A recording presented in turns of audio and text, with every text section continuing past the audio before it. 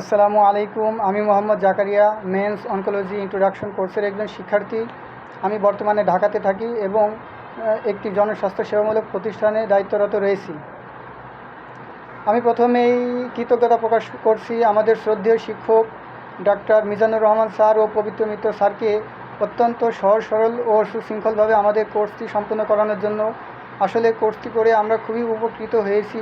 কোর্সটি ছিল আসলে খুবই শিক্ষামূলক ও গুরুত্বপূর্ণ। আমি প্রেজেন্টেশনের অংশ হিসেবে স্ক্রোটাল ক্যান্সার নিয়ে সংক্ষিপ্ত বর্ণনা করছি। স্ক্রোটাল ক্যান্সার হলো স্ক্রোটাম বা অন্ডকোষের চারপাশে চামড়ায় সৃষ্ট এক ধরনের ম্যালিগন্যান্ট টিউমার। এটি একটি স্কিন ক্যান্সার যা স্কোয়ামাস সেল কার্সিনোমা হিসেবে শুরু হয়।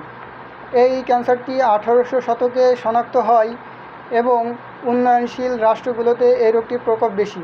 সাধারণত 50 থেকে 75 বছর বয়সী পুরুষদের মধ্যে এই রোগটি বেশি হয়ে থাকে। এই রোগটির কারণগুলোর মধ্যে রয়েছে তেল, পিচ, কয়লা, পেট্রোলিয়ামের সংস্পর্শে কাজ করা, অপরিচ্ছন্নতা, ক্রনিক ইনফেকশন বা সংক্রমণ, দীর্ঘস্থায়ী আঘাত বা জখম।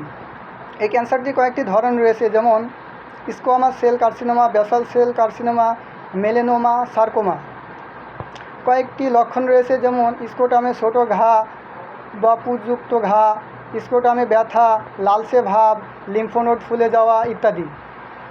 রোগটি নির্ণয়ের ক্ষেত্রে যেমন সিবিসি, ইতিহাস ও শারীরিক পরীক্ষা, infection check, scrotum, ultrasound scrotum, CT scan, pelvis, gold standard.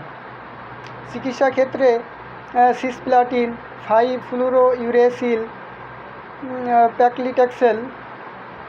Diet ও লাইফস্টাইল হিসেবে পর্যাপ্ত পানি পান করা, ধূমপান ও অ্যালকোহল পরিহার করা, পার্সোনাল হাইজিন বজায় রাখা, হাই অ্যান্টিঅক্সিডেন্ট ফুড, শাক সবজি, ব্রোকলি, গাজর, বাদাম বেশি করে গ্রহণ করা।